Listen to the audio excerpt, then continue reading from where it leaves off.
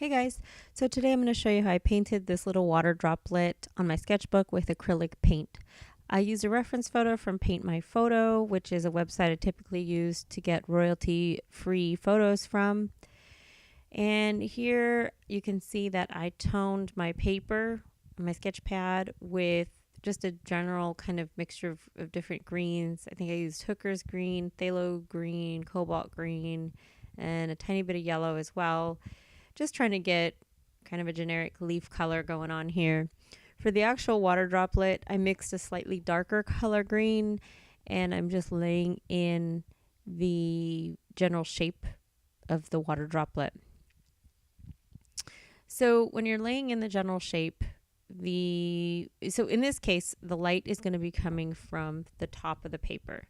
When you're laying in the general shape, that area opposite where the light is coming in your water droplet is going to be darker than the leaf underneath. So you can see that on the bottom part of my water droplet. It's darker, and I start to build it up a little bit more, but it should be darker than the leaf color itself. The area closer to where the light is entering the water droplet is going to be lighter than the leaf color.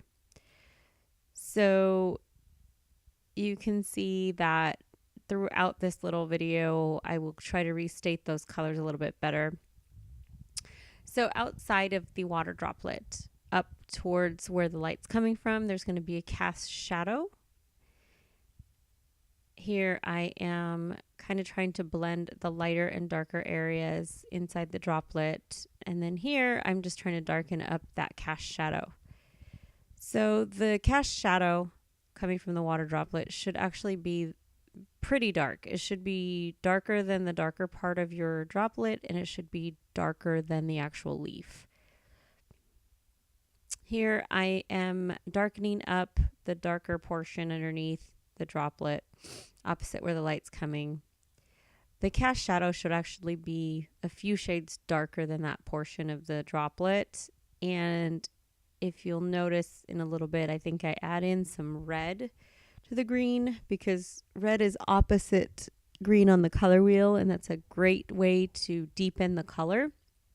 And that's what I'm doing right here.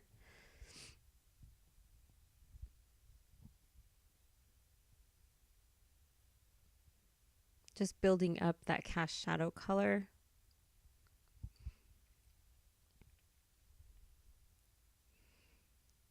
Seems like I'm lightening up the lighter portion where the light's coming in a little bit more.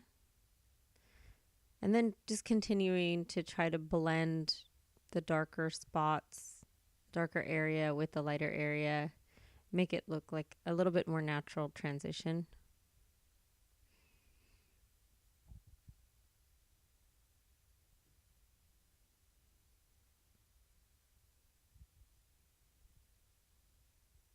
So in the cast shadow, there's going to be a tiny little area of reflected light, which I'm trying to work into the cast shadow with a green that is approximately the same lightness, if not a little bit lighter than the part of the droplet that's being lit up by the light, if that makes any sense.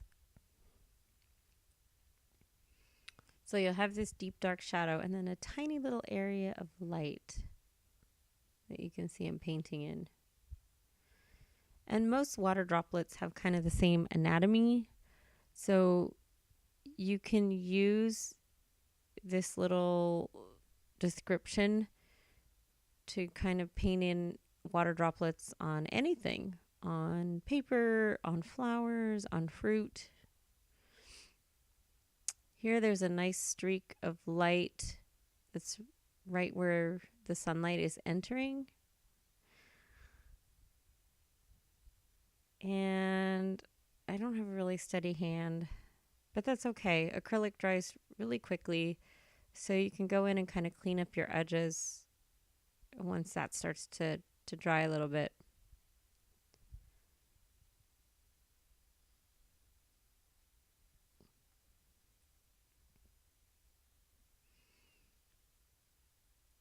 Then there's another little area of reflected light in the darker portion of the droplet. It's like a really light green smudge almost, followed by a reflection of pure white in the center.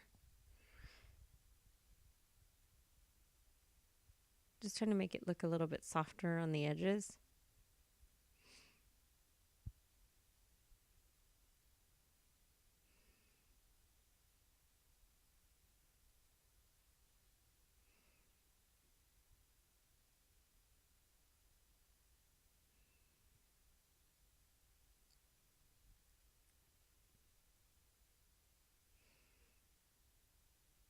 I use my finger a lot when I paint to smudge things and help blend. A little bit more reflected light at the bottom there. Not as bright as the brightest highlight.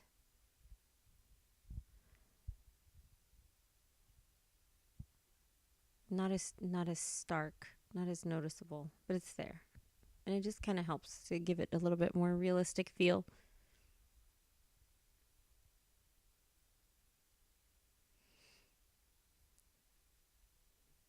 So now I'm just kind of touching up those sloppy areas where my hand was a little shaky. That tiny little area of reflected light in the shadow. And that's pretty much all I'm doing for the rest of the video, is just touching things up a little bit. So I hope that you enjoyed this water droplet and that you try it at home. Let me know if there's something else you'd like to see. Thanks for watching.